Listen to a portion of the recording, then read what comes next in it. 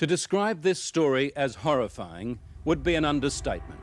And if that sounds like a warning, then that's exactly what it's meant to be. It deals with the sexual abuse of children by satanic cults. And not only that, human sacrifices as well.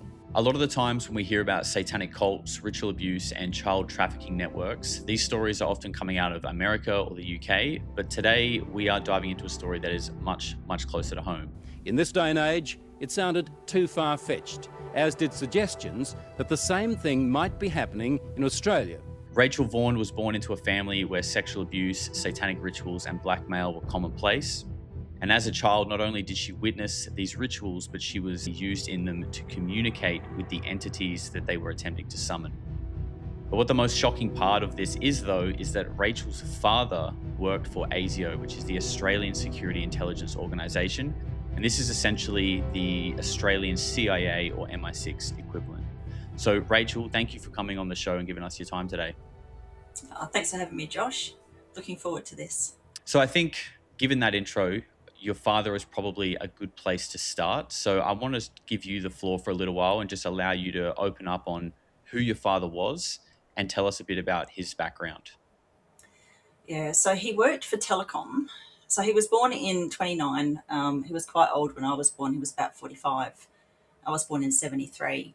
He was a telecom lines tapper. So what that means is he would listen in on people's phone calls. And he was also a Navy reservist. So my siblings and I have come to the conclusion, because I cannot get even his Navy Reserve number. I've got plenty of photographs of him in his uniform. I went on a ship with him just while it was in port with my mother, and they all was calling him by name. He always went by the name Max. That's his middle name. You see this a lot with pedophiles. They always use their middle name.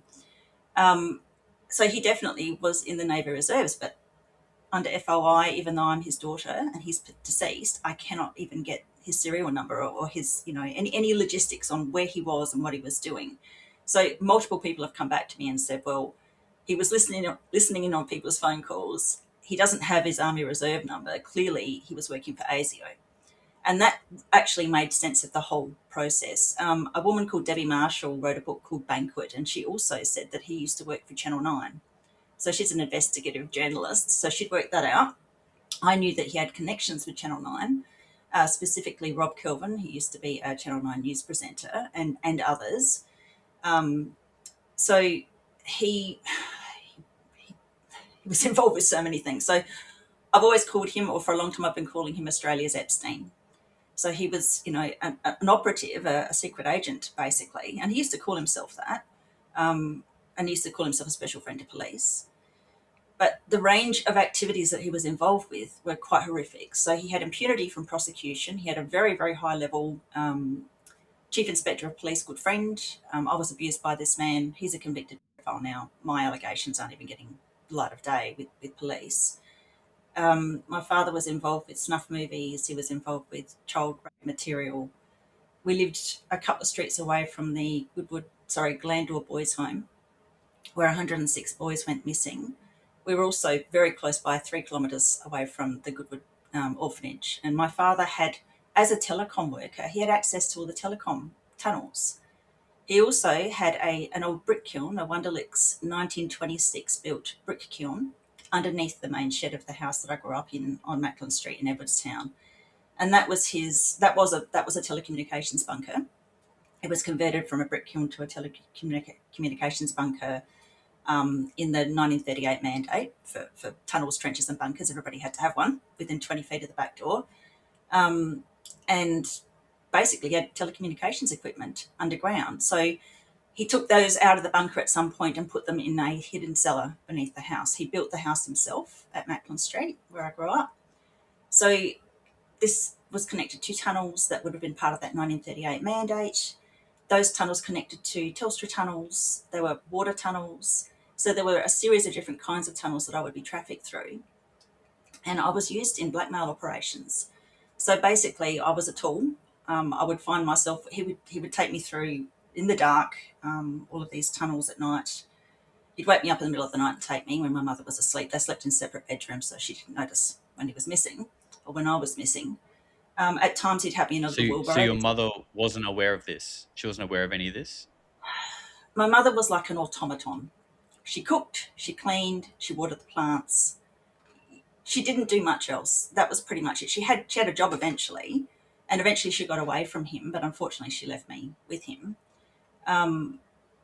He used to be able to hypnotise her very quickly, so he was hypnotist as well. And he had two friends of his that I was also abused by that also used hypnosis. And one was trained And under is this like traditional hypnosis methods, or like what is he doing to rapid hypnotize? induction. Rapid induction. So he would click his fingers at her and say a few words. I don't ever remember hearing the words because he would whisper them, and she would be in a trance and just gone. So things could be happening right in front of her, and she had no idea. Yeah. And this is like a legitimate is this like a well-known hypnotism practice? Rapid induction. What you're explaining, because it almost wow. And is that something that has to be like you know, I guess for lack of a better term, installed in somebody? So he was obviously trained at some point. His very close mate that I call a family member, and he was part of the cult called the Family. She was trained at Sydney University under the same hypnosis instructor that abused another very famous Australian SRA victim. So I've been able to connect that. She learnt hypnosis under that particular individual. I won't name her because I don't want you to get your channel struck. And it wasn't just him and her, it was another man as well that would use hypnosis techniques. This particular guy, who was one of my abusers, had an eye, like a mole, that looked like an eye on his toe, and he would use that. So it was all very, very weird. An eye on his toe? Yes. Yeah. Can you explain what you mean by that a bit more? Like something that looked like an eyeball, or it was Something an that eyeball? looked like an eye. Yeah. So when people talk about the Illuminati and this all-seeing eye, they use that symbol in many and various different ways. So he would use that as part of his hypnosis technique. And I'm not the only one who had that. I know others that he used it on. And it's quite disturbing because you see all these different news companies using the eye logo. There's a national Australian Federal Police website that uses the eye logo as well, which is about finding missing children. You know, it's quite disturbing. Someone sent me something on that today. So, you know, getting down to the nitty gritty of it, a family member who used to live in the house that I grew up in, which was extremely haunted, had a lidless saucer-sized eye that used to terrorize her, that would just appear on the ceiling. It would come, she would hear drumming up the passageway. This thing would come through the door, come up on the ceiling and stare at her. She said it was lidless and reptilian. I didn't see that, but that's what a family member shared with me, and that family member's very psychic. Wow. So this is in the home that you grew up in? Yeah. And were these rituals that you were witnessed and part of when you were a child, were they being performed at your home? There were rituals at my home. There were rituals in other people's bunkers, in their cellars. There were rituals out in the open. And this is where I finally worked out that ley lines are really significant to secret societies. Number one, because they try and pretend that they don't exist.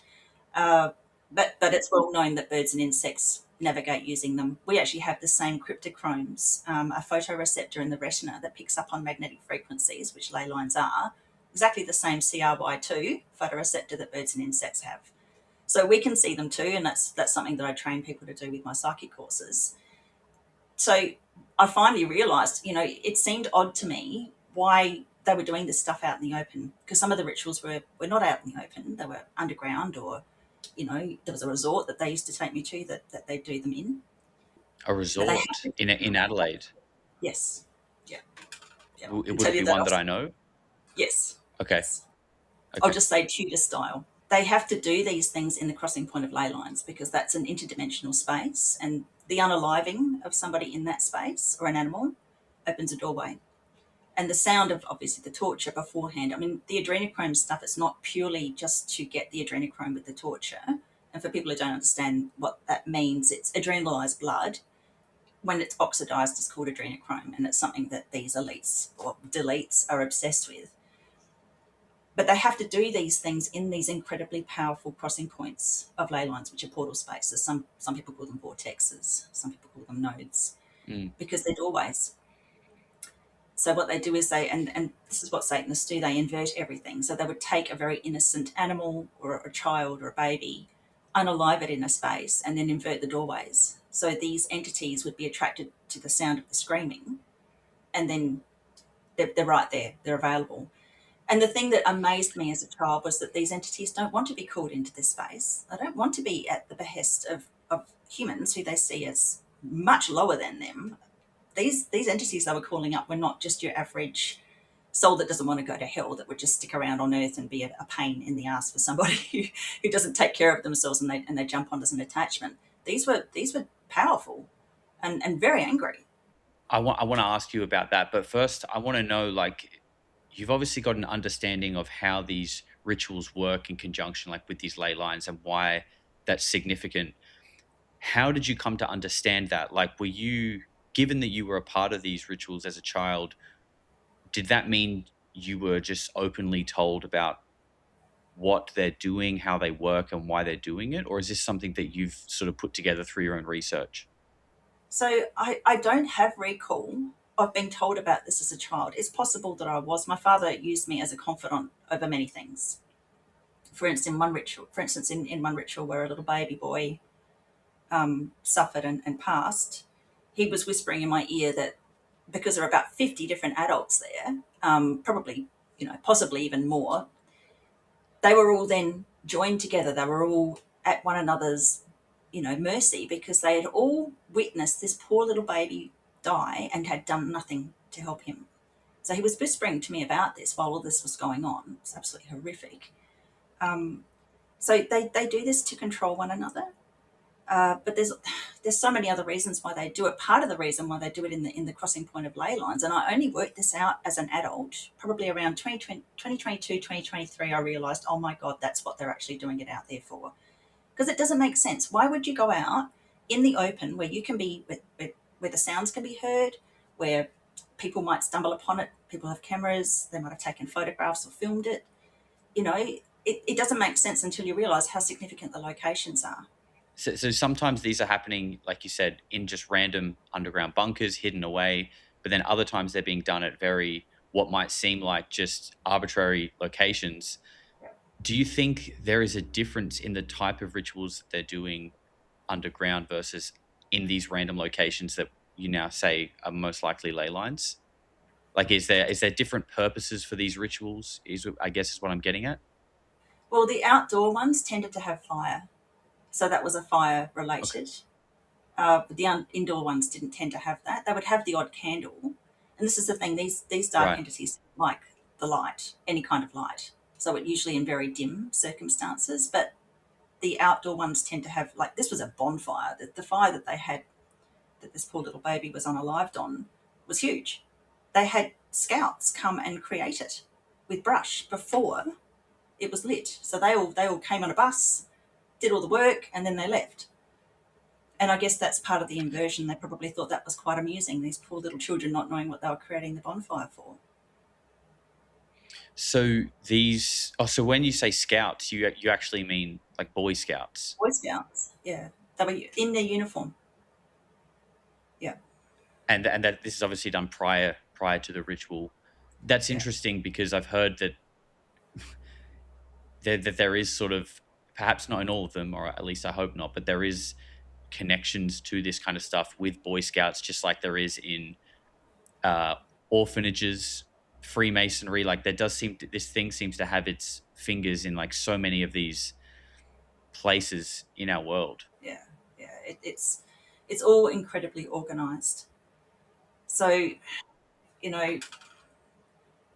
that was a pretty horrible experience. It just seemed, well, it did go on for hours and hours and hours. And it was just hard to believe that all of these people, I couldn't get up. I was tied down to a chair in a really weird way. And there were other children tied down next to me on their chairs. And my father had a hooded cloak, which was like a Hessian material. And all of the adults that were standing by the other children also had those. So it was a full-on ritual. And this is at the outdoor one, sorry? Yeah, this is at the outdoor one with the bonfire. Yeah. So that was one of the more sort of largest, I suppose, rituals that I was involved in. Usually they weren't that big. And is this one of the ones where you were sort of part of the ritual? I was just a spectator. I couldn't get up, but and it's horrible. It's horrible to say, but the baby wasn't just murdered. They were also eating him, and my father tried to force me to have one of the children next to me. I was at one end of the line of children sitting on these chairs or tied to these chairs. I could hear someone vomiting profusely, and it went on for quite some time, a little further down. So I couldn't see them properly because my father kept getting in the way. Why do you think they're bringing you to these rituals as a child, just as a spectator? Like, is there must be a reason behind that? Yeah, well, I'm not sure. It was some sort of initiation, I suppose. And I suppose they're probably watching our reactions. I refused to eat any of this poor little baby. So that would be a sign that I'm not going to be a cooperative individual. You know, I had psychic ability as a child. So I was groomed for various different purposes, but I refused to do what they wanted a lot of the time. So eventually it was just, they just gave up on me. And luckily, you know, all the And attempts to try and kill me didn't work. how old were you at the time of this ritual? So I estimate probably 8 or 10. Okay, and I've heard in previous talks that you've had, it was up until around the age of 8, and prior to that is when you were actually used in these rituals as a almost like a conduit between these entities and the people performing the ritual. So do you want to explain that for us a little bit? Yeah, so there's all different kinds of psychic abilities. Some people can see spirits or those sorts of things, have visions. Some people are clairaudient, but they actually can hear entities. As a child, I had everything. So I was clairaudient. Part of the reason my father would drag me along to these events wasn't just for traumatization processes and not just so that I could be used, you know, afterwards in their disgusting behavior afterwards, but was because I could communicate with these entities. And they didn't want to do it. Either they weren't psychic enough or they're too terrified, because it doesn't sound nice. Hearing a demon speak is a terrifying experience.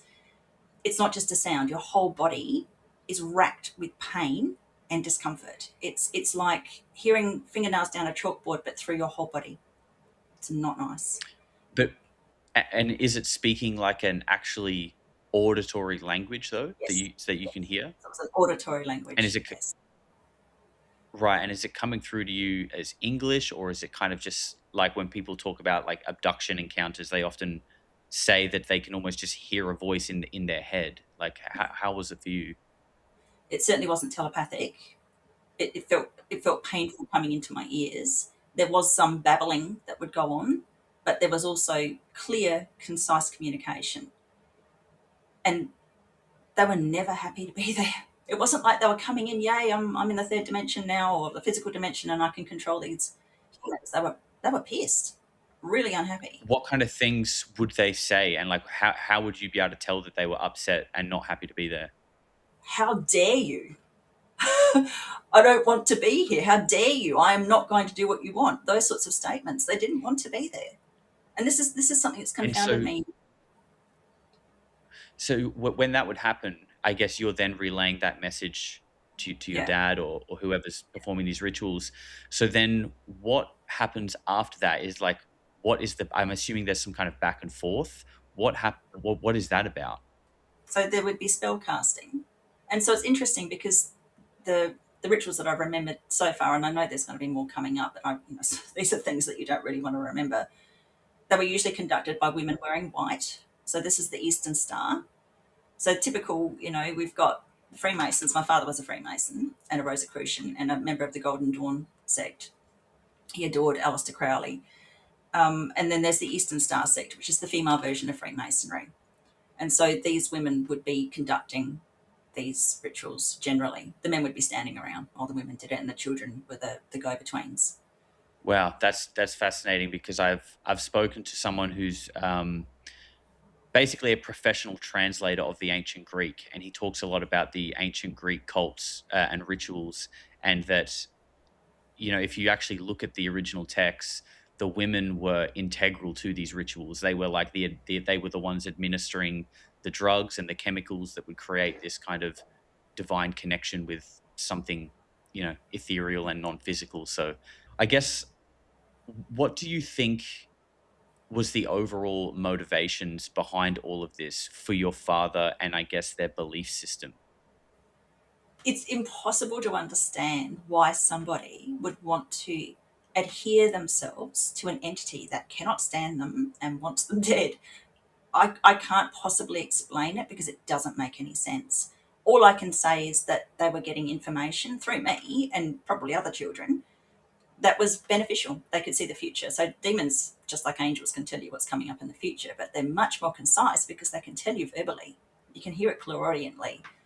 Visions So the require, uh, yeah, are these some of the things? I'm sorry to interrupt you, but are these some of the things that the demons or the entities would be saying to you? Like, you would be relaying yeah, future events to your father and people, yeah, and so yeah, those are the kind of things that they would want to know. That's why they're doing these rituals, to kind yeah, of gain an advantage. yeah. But it's also, there's a form of power. I don't know how they took it from these entities, but they got power from them. There was some sort of energy that they were taking. So it wasn't just the information, because I could provide that information. I'm precognitive. So I do that now as a living. That's what I do. I give readings. So they could get that from me, but perhaps it was just much more. And again, I would have to interpret it. You know, most of it was from visions, whereas they can get it very clear and concisely from these entities through whoever is communicating with them. Yeah, it's really interesting because, like you mentioned, Crowley and Freemasonry as well, and through both of those people and their belief systems, there seems to be this Jewish mysticism, also known as Kabbalah, that kind of seems to be woven through these ideologies. Not that they are just complete reskins of that, but this sort of core system of Kabbalah, this Jewish mysticism and magic. You look at the building of Solomon's temple. This was done by Solomon getting a ring and using this ring to summon demons and use those Wow. demons to build the temple, to basically work for him, which in a way sounds like what you're talking about. Like, they are kind of pulling up these demons against their will and using them to their own advantage. And you mentioned a ring. So are we talking a jewelry ring or are we talking a ring on the ground? Because in the rituals that I was involved with, there was a ring on the ground. It's usually salt, and it was supposed to keep the entity in the circle, in the ring, but it didn't always work. Wow, that's fascinating. I've always, again, I'm no expert on this stuff. I just sort of, do my own little research, but my interpretation of it was that it was a physical ring, and maybe I've watched too much Lord of the Rings that's why I took it that way. But, but, but the Bible, as we know, is sort of riddled with, I guess, like metaphors and things that should not always be taken literally. So it's very interesting. Perhaps it was something on the ground. I'm not 100% sure, but the way things kind of relate and the threads that weave all the way through, like I said, Crowley, people worshipping these entities like Baal, sacrifice, Jewish mysticism, Freemasonry, and the symbolism that they use as well. It's Yeah, Once you're sort of aware of it, it's kind of very hard to ignore. yeah, yeah. And those symbols hold things in place. So it's not just they're using a symbol to frighten or to, because they've got this disgusting camaraderie with one another about inversion and hurting and using names against people and stuff. It actually has a spell casting, it has a power and control. So when you see CBS with their eye, I'm pretty sure it's CBS that has the eye as their logo, they're they're basically saying we're working for the all-seeing eye, which is their god, which is this Moloch or Baal or whatever you want to describe it. And you see the same kind of symbolism on the US dollar as well. They've got that all seeing eye. They've got this Latin phrasing talking about like a new world, essentially a new world order. It's crazy how far reaching and how deeply a lot of this stuff runs. Like, it's in a way when people approach me about this kind of stuff, I often am really hesitant to tell them, because it's like, I remember when I was kind of curious about this kind of thing, but I didn't really understand like the depths and the gravity of it. And now that I do, I realize that it's not just kind of like a spooky, interesting conspiracy theory. Like, it's very real and it's very deep and it's quite confronting. So quite often when people ask me about it, I either just give them a very softball answer, or I'm like, do you really want to know? Because once you know, like they say in the Matrix, you can't you can't unknow anymore. Like, it's No, just, you have can't to go live back to with that. sleep. And it's yeah, and it's heavy. It can be something that's quite heavy to hold. And Did they they put ever this talk? symbology in the streetscape. Sorry, I've just got to say this. They put the symbology in the streetscape. So I've done a dig on Adelaide, and the greater sort of main central part of Adelaide, it's built with the roads just like a pyramid. And then the CBD is the capstone, and then Victoria Square is shaped like a reptilian eye. And they don't try and hide that. They say that's a nod to the rainbow serpent. So for those who are not in Australia, that's our original people's belief system. So they've shaped it like a reptilian eye, but that's exactly within the centre of the capstone of the pyramid. So Adelaide is actually set up that way. Canberra has a very similar setup as well. Yeah, I was aware of Canberra, but I didn't realize in Adelaide as well. That's something I'll have to check out. Is that included in some of the It slides that you is. sent over? It is. Yeah. Yeah. Okay, I'll be sure to check that out. And also, I know you've talked about the fact that there is Masonic symbolism in our SA police badge, and also other badges in Australia and around the world. Yeah. Yeah. Absolutely. So, the South Australian police and many of the police in Australia have a checkerboard pattern on their hats and on their insignia, on their their cars, and they also have the piping shrike. Now, the piping shrike has a rising sun background on the South Australian flag, and it's a nod to Horus, which is the ancient Egyptian, how would you describe it? It's a bird-headed human, which they all revere. The ancient Egyptians, they revere the Mesopotamians. It's this transhumanist thing. It all existed a long time ago, and they're trying to bring it back. That's part of their end time stuff. But yeah, it's so obvious, and they even say with the South Australian flag that the piping shrike is deliberately against a rising sun background, and you see this symbology with Horus all the time: the wings out, the sun behind them. So it's so plainly obvious, and they do these things in plain sight, because if we're too stupid to notice, well, we're cattle, and it's our fault if we get abused. Do you believe in, because you often hear about how these cults kind of, it's almost like a law or a rule that they kind of have to let you know in advance, or they kind of have to make you aware of it. So if it's there in front of you and you don't see it for what it is, then it's almost your fault. Like, they're not sort of breaking any kind of law of free will. It's now on you for being ignorant and unaware. Would you agree with that based on your They experience? think it absolves them of karma, but it doesn't. So Yes. the more that these individuals do these horrible things, the lower and lower their frequency becomes. And part of that is the traumatization that probably happened to them as well. So psychopathy and narcissism can be caused through trauma. But what they tend to do is, particularly in Adelaide, this is an Adelaide-centric thing, they will cause severe trauma to the lower body with a knife or something. And I had that experience. And the family murders were those that didn't survive this.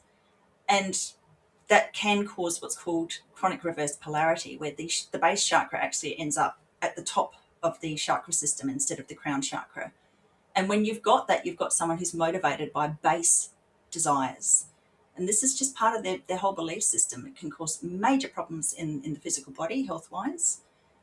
And it's, you see a lot of these people are very sex driven. They're driven by those two lower chakras. And that's part of the process. I know that this is an Adelaide centric thing because I saw a professor of proctology. He examined me and gave me a report proving that I had a permanent injury as a result of the knife attack my father put me through when I was about 2.5. And he told me that he'd seen this before in Adelaide. And then a friend of mine, a journalist called Dee McLaughlin, put out an article, and multiple people came to her and said they were from Adelaide and they'd had the same treatment. I don't think this is exactly what you're referring to, but I've heard other people talk about that potentially at least male circumcision is almost like the first form of some kind of spiritual abuse that Oh, is yeah. that is sort of used as like some form of control mechanism. Now, I'm not saying everyone that's been circumcised is sort of a victim of this or subject to it, but it does, given where that practice originates from and what we've already spoken about, I think it's something that I think at least deserves a bit of discussion. The circumcision thing, well, babies remember things. I've got memories from when I was, just barely able to walk. And I know other people who've gone through severe trauma. It lays down memory. When you go through severe trauma as a toddler or a baby, you remember. So those poor little boys are being severely traumatized. And what normally happens? The parent holds them down. We've got vaccinations, it's exactly the same process. They're getting held down by a parent who's supposed to protect them and love them, or somebody jabs needles in their body. It's just horrible. And those vaccinations go in deep. You get a baby's leg and you've got something going in an inch into a little tiny baby's leg. That's almost to the bone, or to the bone. At times, you can see them hit the friggin' bone. It's just horrific. So these are traumatization rituals. And it helps to sever the bond with the parent.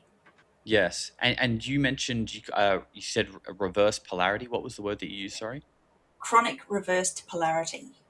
Chronic reverse polarity that flips the chakra system and basically makes human beings now become more led through like sexual desire, through Yeah. led through sex, which is really interesting because I've followed a lot of researchers, but one specifically, David Icke, has spoken about how people who are either possessed or he uses the term reptilian attachment, and you've used that word today as well.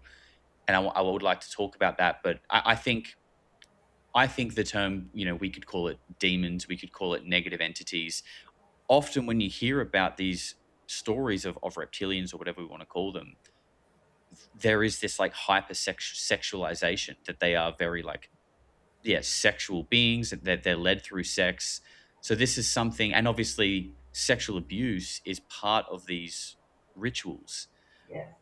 Why is that? Do you have an understanding on why the abuse specifically needs to be sexual? Well, again, it comes down to those base instincts. I'm an aura reader. So I know when I meet somebody who's got brown in the middle aura or red or orange, I want to avoid them. I want to go in the other direction, because again, that's indications that the chakras are all messed up. This person's probably gone through severe trauma, and they usually are sex or money or power driven. There's an obsession with power. So people are more easy to control if they don't feel love. Love connects families. The whole satanic tenet system is to destroy the family. They're obsessed with destroying the mother-child bond in particular, and you see this all through state-sanctioned child trafficking. It's always the mother bond that they're trying to break. And fathers are also really important, obviously, but that first connection, because the baby grows within the mother, they can't stand that, because that love is almost unbreakable. So they go after that. They go after the family unit. Everything has to be driven by something that's opposite to love, which is power and sex.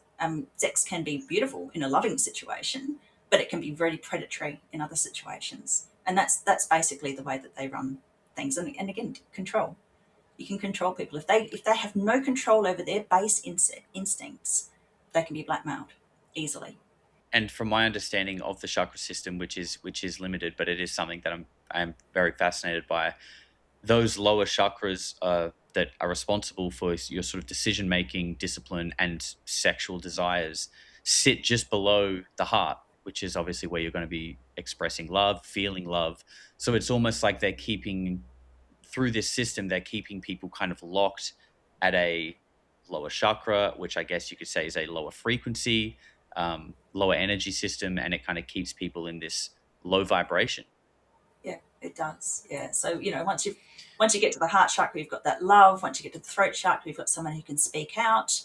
Third eye chakra, they start to use their psychic abilities, but there is psychic ability with people that are, have the chronic reverse polarity, because the base chakra ends up being the crown chakra. So there is still that precognition that comes with having the crown chakra open. So they can become quite powerful, but their spirituality is completely skewed towards power. And this is why I like to teach people how to open up psychically, because the secret societies know that human beings are incredibly powerful, amazingly psychic. But if we all work that way and we all have our wisdom online, we're not going to do their stupid stuff. So they have to dumb that down. So, bring in psychology to tell anybody who's, hearing voices, who's clairaudient, oh my God, they must be schizophrenic. Let's pump them full of drugs or stick them in a mental institution. Same with people who have visions, they must be crazy. It's very, very clever the way that they've done it, but it doesn't stop people from still developing their wisdom. I agree. I feel like if humans kind of not only realize this kind of non-physical prison that we've allowed ourselves to be placed in, it would just completely destabilize the power structures that we live in. And I guess I'd like to get your opinion on what you think we're living through right now, because it kind of feels like, I mean, I think COVID was a big booster in people kind of waking up to these like control structures that don't seem to have like human interest as their priority, or humans' best interest as their priority. But it also kind of seems like I don't know what it is. I don't know if it's just like a product of the acceleration of evolution, or if actually something is happening right now that is like energetically making people just start to ask questions and go like, hang on, like It this is. something is not right here. What do you think about, So, what do you think's going on? well, as an aura reader, I noticed a surprising projection or uplift of soul frequency around 2015. People started going up in levels. So my system, the way I understand it, the way that I read people go up in levels with enlightenment.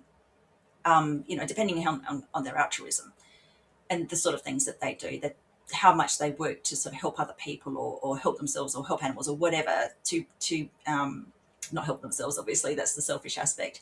But I've seen people growing in enlightenment, and this comes up in the auras, different frequencies, different hues. Then around 2020, when all this stuff happened with the pandemic, which was a massive satanic ritual, people shot up in frequency. I think what was going on was that the powers that were, because I don't think they're in power anymore, we're seeing the death throes. This is why it's so ugly at the moment. We are seeing the death throes. They knew that this was coming, this enlightenment, this frequency upgrade. I believe it's driven by the earth, by the solar flares that are going on. There are cycles that we go through, yugas, those sorts of things. It was always going to happen this way, but they had to try and thwart it. And so this is why we saw, even despite all of the control, people still went up in frequency. And again, once you go up in frequency, you get a wisdom, you get an understanding of things, you get a higher perspective. So people who go up in wisdom don't have that desire for power. They have a desire for community. They have a desire for helping others, helping children, protecting children. And this is why, this whole thing has been so, I guess, I don't know, I try not to be political, but protecting the children is what we all want to do innately. And I think that's been sort of utilized in a certain way. And at the moment, what we're seeing with the Epstein files being shared is a lowering. I mean, it's really important. It's really important that they were shared. That needs to be, people need to know that this is the way the world is run, but collectively it's brought down the frequency of humanity again. So we have to lift that. People need to get out and, get near the ocean, go out in nature, refill your cup so that you can handle this stuff, so that your energy doesn't go down. Well, it's actually my theory, because I agree about, like I said, about COVID and also the Epstein files. And it is, yes, it is very dark. And I think we were saying before we started that, there is, but before we can kind of fully reach that stage, we first need to unlearn or learn the truth about what is actually going on before we can kind of progress. But it's my kind of theory that enlightenment and perhaps even innate human abilities, like ESP, things like that I think a lot of us have, perhaps dormant, are often triggered, or they grow through hardship, like through hard times or trauma, right? That's often the people who are most gifted or talented in those aspects have usually come through some kind of trauma. I think that a lot of this sort of enlightenment has kind of come through a collective trauma of COVID, and that it almost feels like, in a way, like you said, perhaps they were trying to thwart the natural progression of life and evolution, and that felt unnatural, and it created this kind of thing that felt unhuman, and it brought people down, and it kind of forced us to collectively begin to ask questions and begin to do that sort of inner soul searching that, I'm sure you've done, I've done, and it's kind of helped us become just more self-aware human beings. One of the strongest bonds that can ever be created is a trauma bond. And all of humanity, apart from these deletes that think they're in control, have this trauma bond now. I think the vast majority of people are aware of what we've just been through with COVID. So, nothing brings people together more than collectively someone trying to kill us all off, for God's sake. So I think everything they try and do is going to slap them in the bum. It doesn't really matter what they do at this point. They can never put the cat back in the box. It's done. The cat's out. And so, what we do with this, though, this is why it's really important that you offer a platform. You've got a big platform, and that's beautiful that you offer it to people like myself to talk about this sort of thing. People need to talk about this, share it out, wake people up. You don't have to, take them straight down the rabbit hole on a vertical trajectory, but you can do it gently and a little bit piece at a time so they can handle it. And that's why the awakening is going to happen regardless. I think we're probably a good 70 to 80% through it. It's happening in a big time now. Yeah, and it seems to be kind of like the intensity of it seems to just increase exponentially. Like every year seems far more intense than the last, and it feels like we must be kind of reaching some kind of tipping point, or where we get like a complete shift of momentum. And I'm no astrologer by any means, but I've absolutely noticed like the significance of like planetary alignments. We've just come into the year of the fire horse, the alignment of Saturn, which from my research is quite significant. Again, going back to these Jewish mysticism, they seem to hold Saturn in a high regard, and it's just completed one of its cycles, which takes thousands of years. Because if, like you said, the Yuga cycles, if this is something that has happened before, will happen again, and is just the cycle of consciousness evolution and life, and enlightenment is just a process that happens over time, it feels like the only thing that would try to stop something like that, or even have the balls to try and stop something like natural evolution, could only be something that, like, at its core is non-human. So I'm curious, like, how do you see this stuff? Now, I'm not saying that like the people who are performing these rituals are aliens or demons, even though, who knows? But my kind of thought process is something that it's something spiritual or non-physical that is like acting through these people, and like these rituals that they're doing, it's almost, do you think it could be like a form of voluntary possession in a way? Like they're inviting something in, and then now their bodies are like playing host to something dark and non-physical. Oh, 100%. I don't know if you've heard of the Mothers of Darkness. This is just a really good example. So when a Mother of Darkness, who's the head of the Eastern Star sex, when they're about to die, someone who's been chosen to be the next Mother of Darkness will actually breathe in that Mother of Darkness's last breath and take the entity from the first Mother of Darkness into their body. It's just vile. So that is 100% proof that there is a changeover of soul frequency from one body to the next. And those that are trained to do this, they really don't have a choice. They're going to do it. They get forced into it. I know multiple survivors who've been trained in that way, who somehow got out. So that's vile enough. I think I was watching Charles Swindoll's interview with Alex Saunders last night, and his description of the Khazarian mafia as part of the reason why this all happens made a lot of sense, and I was aware of it, but he just broke it down in a really quick sort of interview, brilliantly done. There is a alien element. There is an alien human splicing that happened possibly back in Sumeria, Mesopotamia, or way before then. And those individuals, those family lines, are not fully human.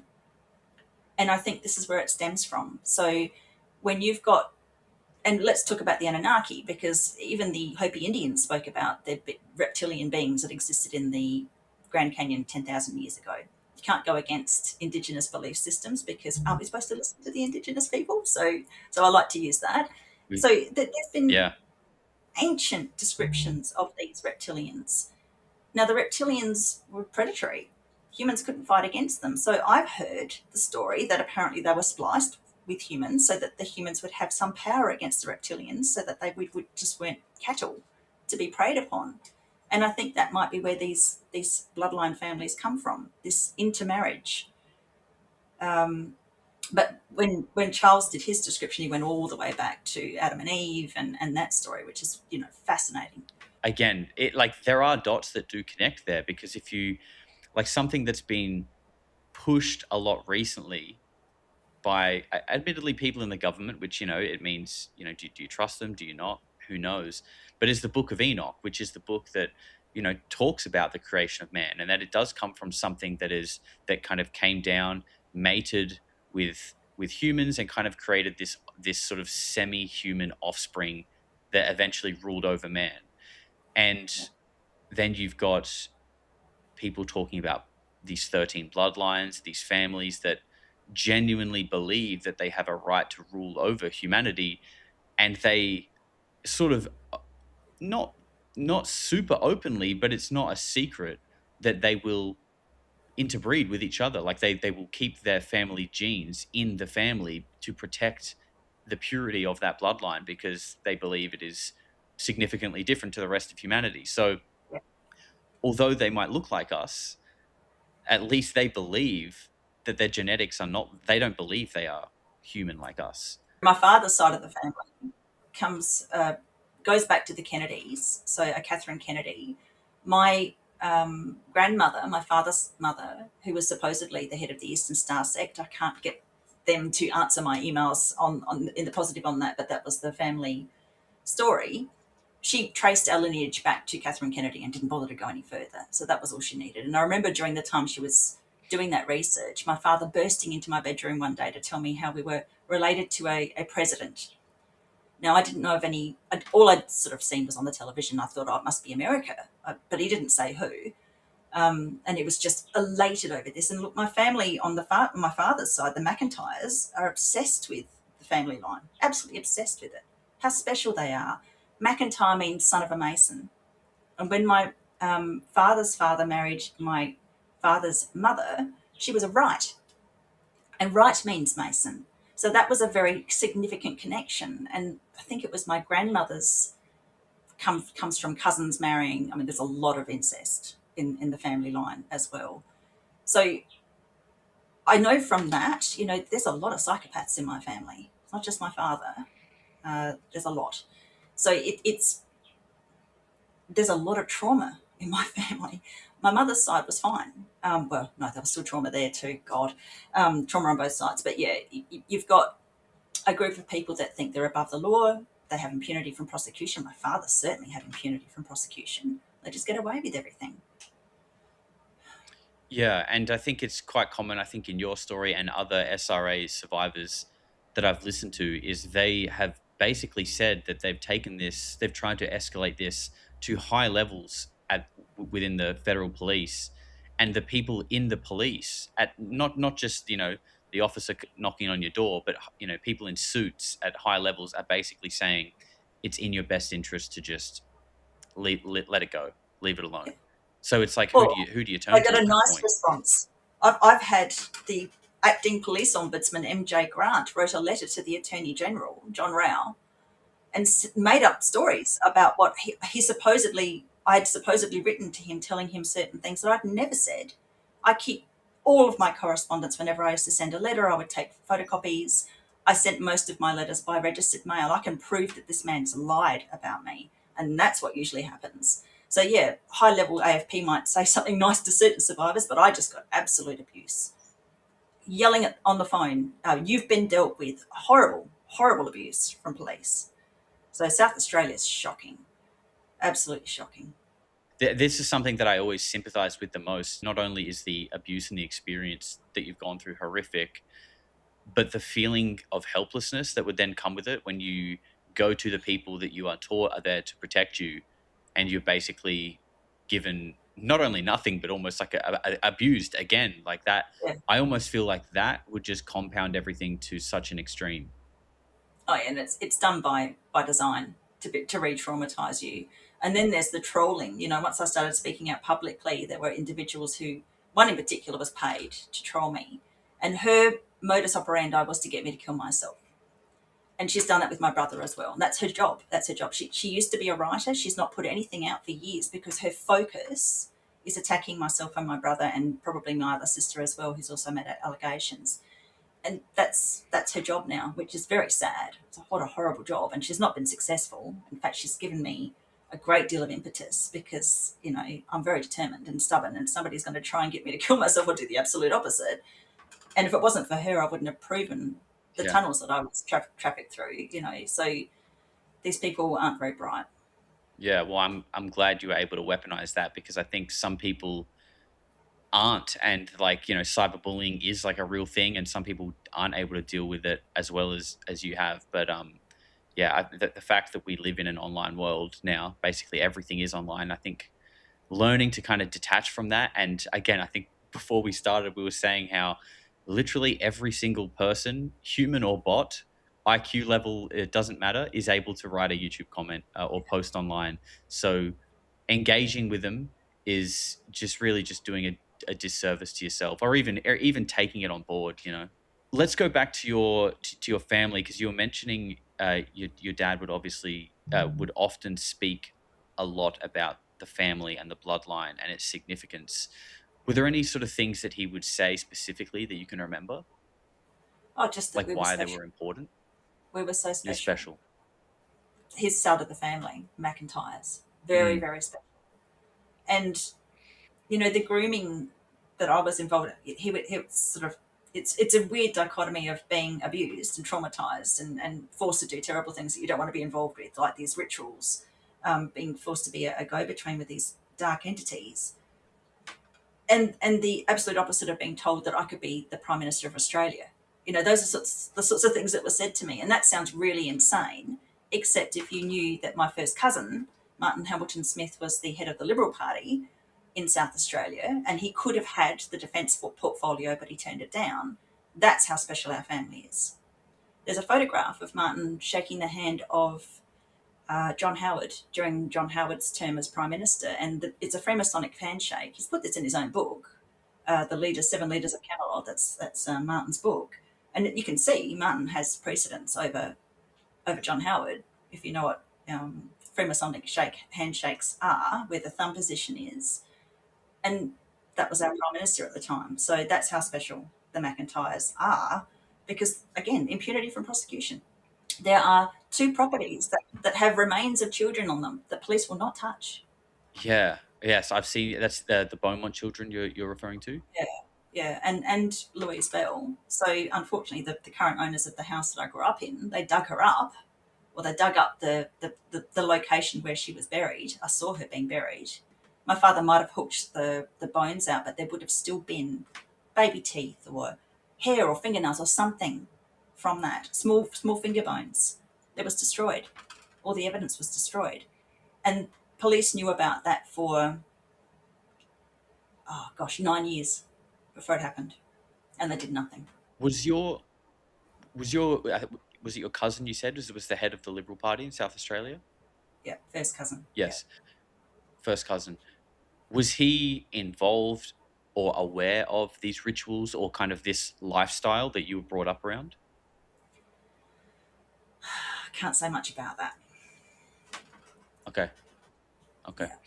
With those rituals though that you witnessed and you were a part of, and we kind of talked about how, you know, the human body kind of plays a host to these entities or these energies. Have you ever seen something like physically manifest, like in a human? You know, often I think people use the word shapeshift, which I think is people using the best word they can to perhaps describe some kind of spiritual or metaphysical phenomenon that they don't really understand. But have you ever seen anything like that manifest?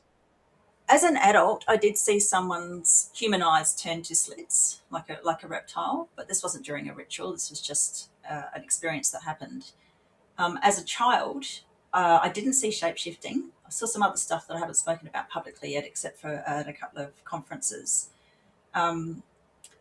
But one thing that was very obvious was when my father, who was traumatized, his grandfather, who died when he was 11, was the Grand President of the Grand Lodge. So he was a very high up Freemason. So God knows what my father went through. Um, my father would have a particular look that would come over him, and that's the first image actually in my presentation, which we used to call Evil Max. That was the face, that was the look. You knew to run. That was when you'd leave as fast as you could, and often he would reach out and grab you before you could get away. And that was a time when he would go from normalish to this alter ego that was murderous. And Tried to kill me so many times. So and this that is something that is like fueled in anger, like it's like an angry energy that comes over him. no, he was actually quite controlled most of the time. It wasn't anger; it was calculation.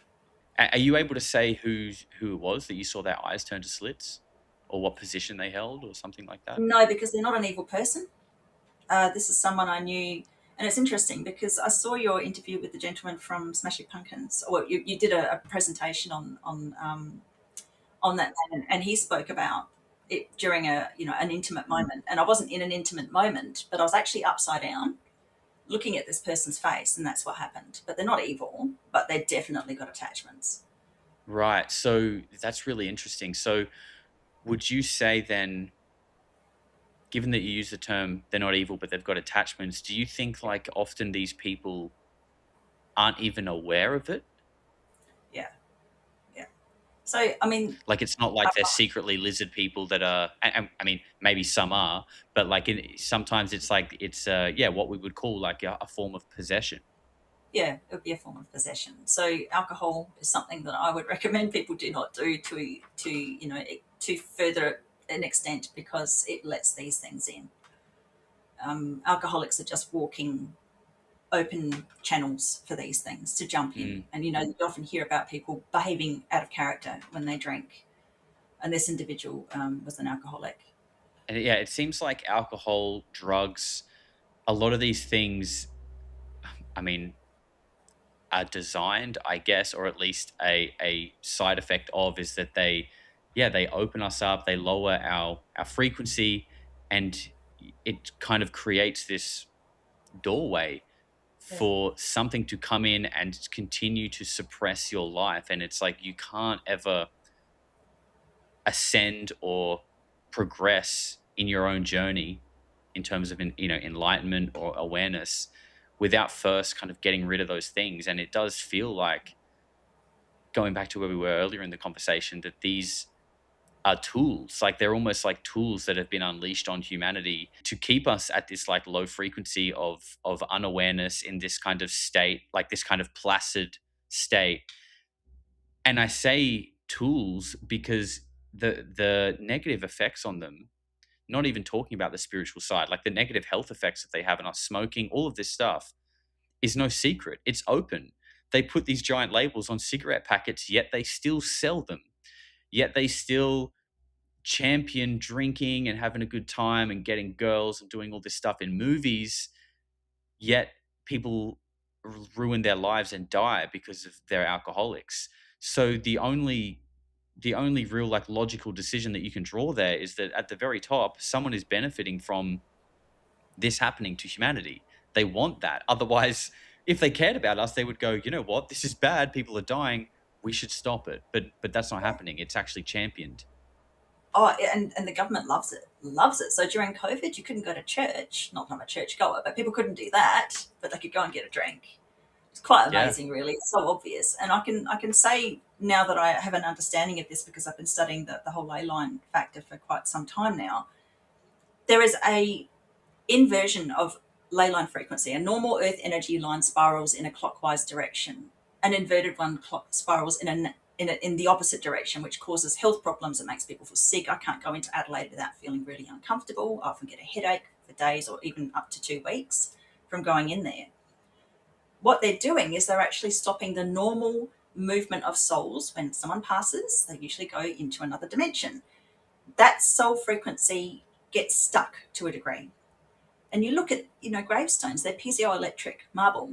don't need a gravestone. You can just have a stick or something like that. You don't need something that's piezoelectric, just like the church, Parliament House, and all of these obelisks and monoliths and, you know, shrines that are there to hold a frequency, to hold the ley lines or the earth energy lines that become a ley line, a controlled ley line in these areas because of these piezoelectric structures and the spell casting that they put on them. Because of that inability for souls to move on properly, souls that are dark, that don't want to go to hell, can hang around, but they need a host. So how do you give them a host? You ply people with alcohol. When people drink, or they have negative thoughts, or they self-abuse in any way, the outer shield of the aura, which is the soul frequency that doesn't fit in the body, it breaks down. And that's how these entities get in. That's how you get these attachments. So people don't need to be frightened of this if they take good care of themselves. If they, you know, if they're feeling depressed, they get out in nature and do something positive to make themselves feel better. And go for a swim in the ocean. That's the best possible thing you can do. So we have a, you know, this is the thing that I'm concerned about with the Epstein files at the moment. The whole human frequency has gone down because people are so horrified. So people need to bring their frequency up. Everybody can do a little bit every day to bring their frequency up, to undo what might be intended by it. And again, I'm glad that they've come out, but I also worry about having been a tool for that, because I've been talking about this for years, and now they're bringing it out, and the whole world is just depressed. I mean, I think it's that's the only way it can go. Like you have to kind of rip the Band-Aid off in a sense, and ripping the Band-Aid off hurts, but ultimately in the long term, it's for the greater good of humanity. And I do feel like we are on the sort of dawn of it. I mean, again, going back to the astrology side of things, like we are sort of coming into a new age. It does feel like there is a big shift in people's consciousness, the way people are thinking and their understanding. The where technology is sort of getting to, we're kind of getting to this really unique point where the way society is structured is almost becoming irrelevant, and we're going to figure out a new way that hopefully benefits people. So I guess I wanted to ask you about that as well. Like you've obviously talked about your psychic abilities. How do you feel about, you know, cycles, human potential, and kind of where we're headed from here? I feel very optimistic, very optimistic. So again, I read auras, and I know that the children being born at the moment are absolutely exceptional, extremely high frequency. There's no way that they could be harnessed. There's no way that they're going to do what people tell them to do if they don't want to. So, and these are highly, highly ethical frequencies. These are having great, perfect integrity. So what we've seen with this new generation that's trying to come through at the moment is exactly what happened in King Herod's time. All of these children were murdered because there was a gold frequency, there was a Christ consciousness frequency coming in with Jesus Christ. They're doing it again, but these next levels are even way higher than a Christ frequency. We're talking 2-3 levels above that. So I think we're in great hands, because a lot of these children are coming through, despite the fact that these things in the arm, you know, made a lot of pregnancies, you know, and took out a lot of babies. They're still coming through. I love that perspective. And I agree, because I've said on my channel before, I feel like I was sort of born with like a chip on my shoulder. Like I came out the womb kind of being like, something ain't right here. And I've always kind of had this feeling in me. And I guess that's probably what led me to kind of creating this channel.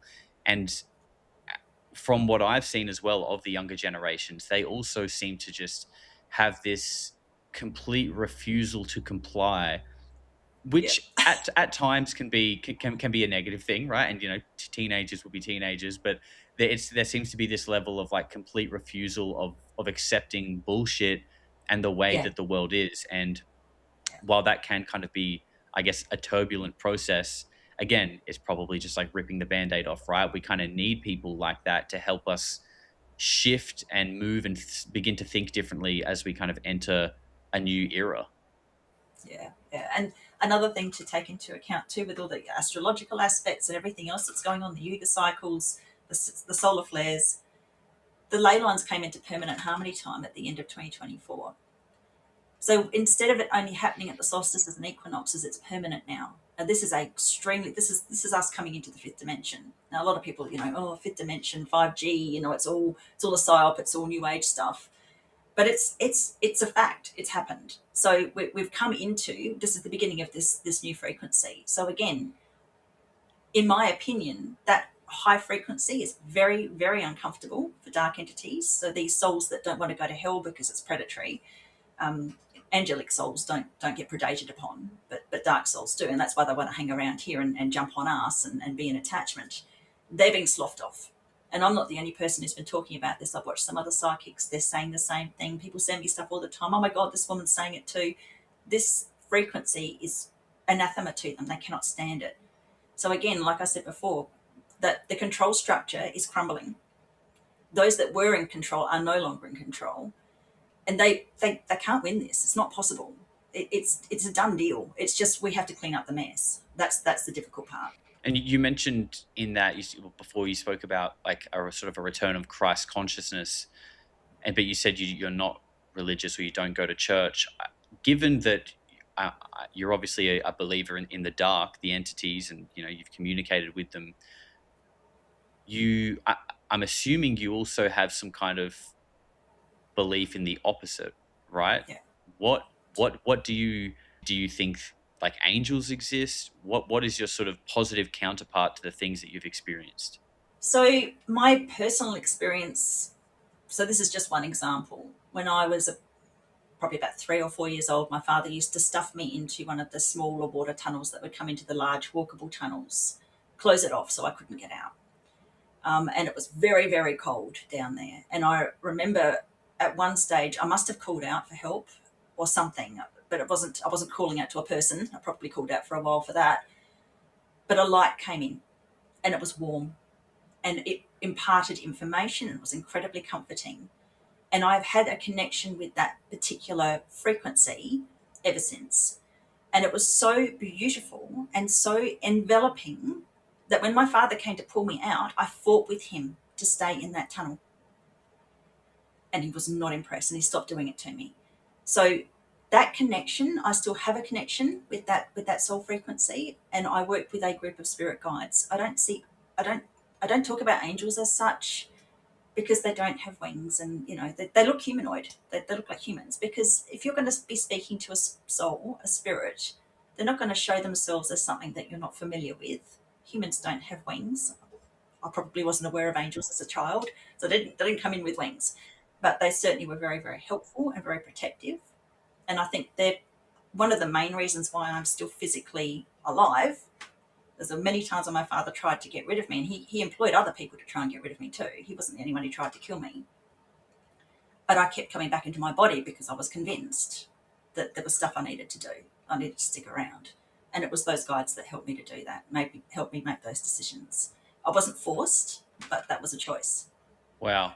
First of all, I'm sorry that those horrible things happened to you, but at least there is a positive kind of thread that kind of came from that's kind of helped weave the path that you've gone on, which is amazing. So you feel like you've had these near-death experiences through attempts on your life, and in those moments you felt like you were connecting with like the same energy or the same entity that you first met when you were 4 years old. Yeah, so a main spirit guide who comes across as female, a humanoid. And there were a group of other guides that I didn't focus on. I was focused on her, but I knew there were others, and they're still with me as well. Right. And is this something or someone that you're able to connect with whenever you want to? Like how do you see them? So I see them in my mind's eye. And I work with this particular guide. There's 6 of them, but she's the main one. And I work with them daily when I do readings. We connect. So I'll before I do a reading, I do a prayer of protection, because I need to protect my client. I need to protect myself and those in my household, my pets. Because when you're doing psychic work, you need to be protected. You can't just go into it and just, don't want to go running around with a Ouija board. That's just so incredibly dangerous. You need to have protection. So I'll do a protection prayer, and I'll communicate with them. And I'll say, can you help me to tell my client what they need to know for their highest good and keep us protected? And then there's a lot of humour. There's so much humour. So we usually have a bit of a joke. When I'm reading for people, they make jokes and things. We have a lot of fun. So, it's not all serious and, saving the world stuff. It's, this is daily stuff. Do you feel like, given that they joke, do you feel like it is potentially you? Or, like, sorry, I should reframe that. Do you feel like it is almost like your higher self, or it's sort of you from a dimension that is beyond time, perhaps? Like it is your soul that is currently inhabiting this body as Rachel, but it has inhabited other bodies in the past and it will inhabit others in the future. Like, do you think there's some kind of connection there, or do you have a Well, different perspective on what that might be? well be. It could well be. I've never really connected with my higher self.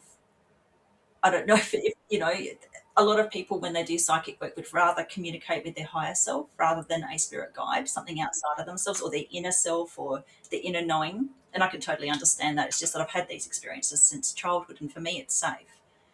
Yes, it could be. I mean, I've also considered, are these actual humans in some other time and space that are communicating with me and providing this information? That's another thing as well. I don't think this is a telepathic communication from somebody who's physically alive in our dimension, but there's definitely, I mean, they're right about so many things. This is the thing, I can't predict the future. They help me to predict the future, and they're right a lot of the time. Yeah, that's interesting. So you distinctly think that perhaps like the higher self is a real thing, but it's sort of your understanding that this is more of like a guide, something that is higher, that has helped you through your life. Yeah, yeah. I mean, as a child, I didn't know what a higher self was. I just knew that this Of course. warmth and this light was helping me. Hmm. You had a connection with something special that's always kind of been there. Yeah. That's amazing. And so when you're doing your readings for clients, what kind of things are they generally seeing you for? Is it stuff, are you helping other survivors that have been through similar things, or could this be for just anything general? It's just general clients usually. I do have some Okay. survivor clients, but I usually only take them on if they're pretty well healed, because I'm not a counselor and I'm not Mm, trained in trauma therapy, and it can be really dangerous. So I have had survivors come to me and say, "Tell me what happened to me in childhood," and I can't do that. That's so dangerous. People don't understand that they've got to. Their body remembers first generally, and then the other memories will come up. And you can't force it. So no, I don't. I try not to work with survivors.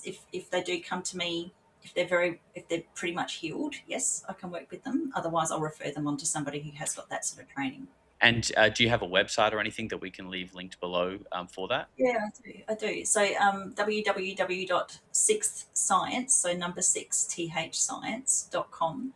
And I called it that as a pun on sixth sense. But I have a frustration with the fact that we need a science of consciousness, and we just don't have that. We used to have that with ether, but that got struck off the board with the materialistic sciences that came in. So it's a we need to understand that consciousness is eternal, unless you're a dark soul and you can be predated on, and that wisdom is the attainment of enlightenment. If you work really hard, if you help, if you're altruistic, if you have integrity, you will achieve wisdom, and that should be the highest goal of every human being, not power, and certainly not sexual, gratification. Yeah, well said, Rachel. I couldn't agree more.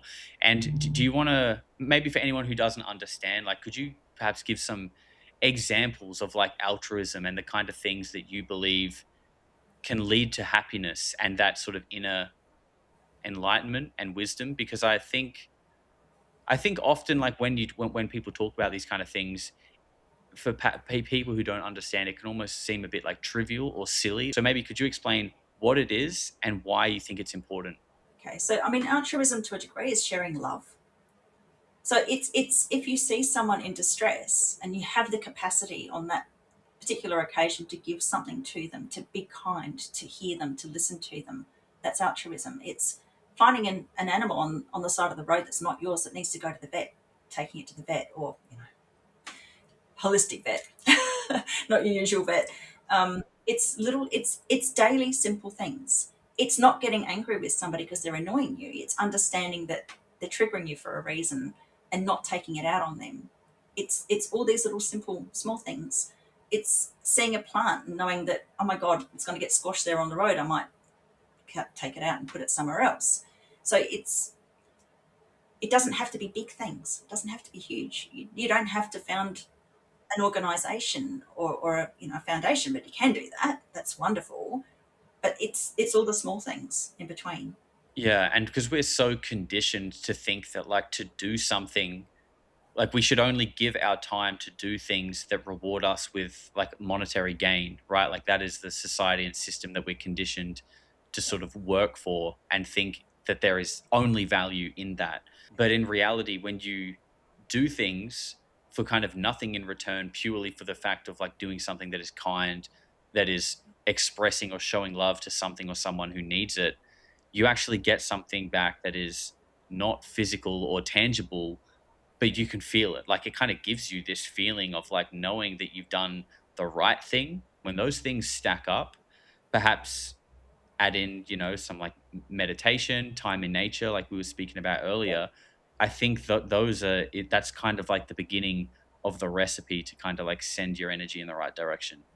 Yeah, just improving yourself in a way that is not of a detriment to others. That's another major way of looking at it.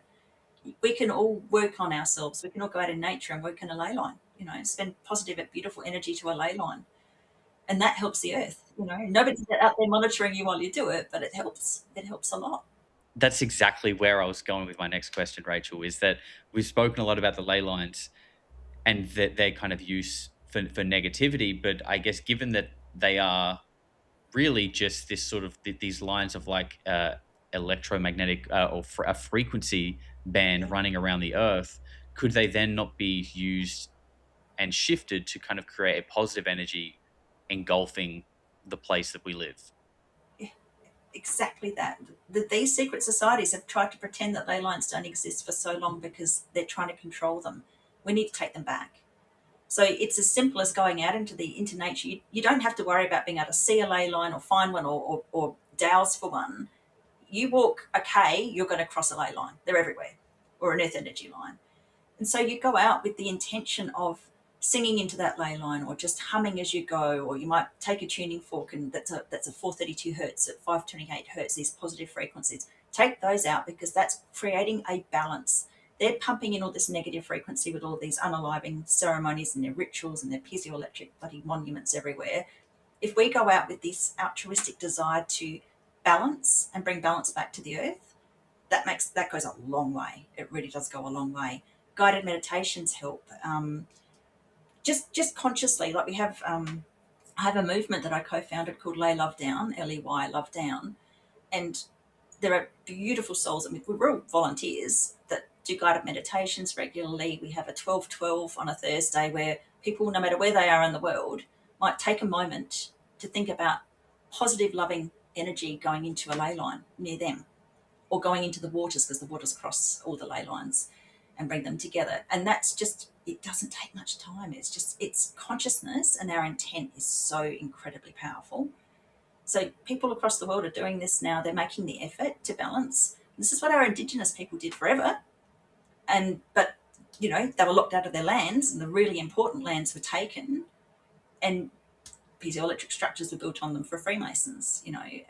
It's as simple as it's a frequency shift, a balancing of those energy lines that happens with collective consciousness, and that's where we win everything.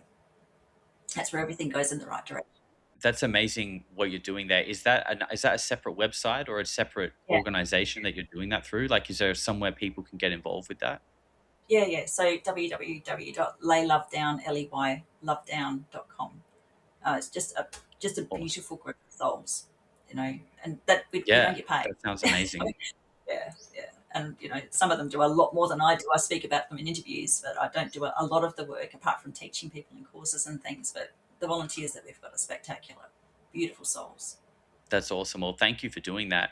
And yeah, I do think like that little bit of daily gratitude, as kind of like cheesy as it sounds, I actually think it really does go a long way. And it's something that I consciously try to do more of because, again, the life that we are sort of born into and conditioned to think the way we're conditioned to think is always like, we're in a state of lack. Like, we need more. We need the next thing. We don't have enough yet. And I think we're all guilty of this at times. And it's like a conscious practice that has to kind of be done regularly to kind of almost deprogram some of those thought patterns of like feeling like we don't have enough or that we're not enough, when in reality, we absolutely are. So I think just those simple little daily practices that don't cost anything, thanks to people like you, can be super, super helpful.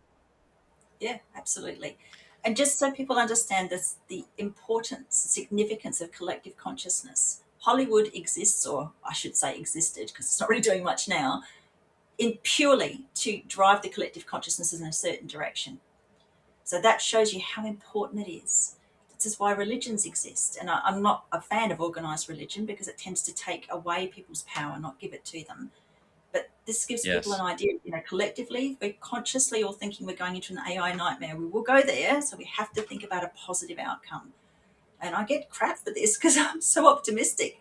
But that's the way we have to think collectively and keep our frequency as high as we possibly can, even with all the scary stuff that's going on around us. If we all do that individually, again, that makes a massive difference. Yeah, I totally agree. And I do think what is going on right now is like you said, a war for our minds, is an information war, a war for the heart, a war for our consciousness and our soul.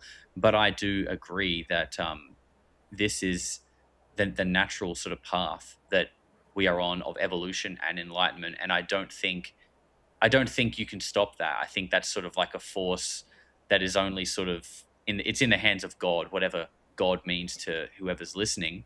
I don't think it's a man up in the clouds. I think it's sort of like an eternal force that is sort of flowing through everything. And I think nothing can compete with that. So I do agree. Times are a little rough right now, but I think ultimately, um, what will be, and I feel positive for the future. Rachel, thank you so much for your time today. It was a really amazing conversation.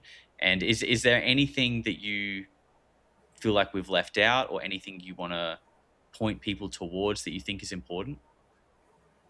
Or just again, keeping your frequency up. And that's just something we can all do individually. So if you're feeling really down or depressed, get out in the sun. That helps a lot. Go for a walk, go in nature, do something that's positive. Pat your cat. Cats are amazing. Animals, play with the animals, watch the birds, do something like that, because when we're connected with nature, we're connected to that God consciousness again, that collective God consciousness. That is a incredibly healing thing to do. 100% agree. Animals are the best. Go and pat your dog, pat your cat, get in the sun, touch some grass, and remind yourself of the things that you do have. I couldn't agree more. Rachel, thank you very much again. I'll leave the links to your websites and anything else that you need below. And I appreciate you coming on. Thanks so much, Josh.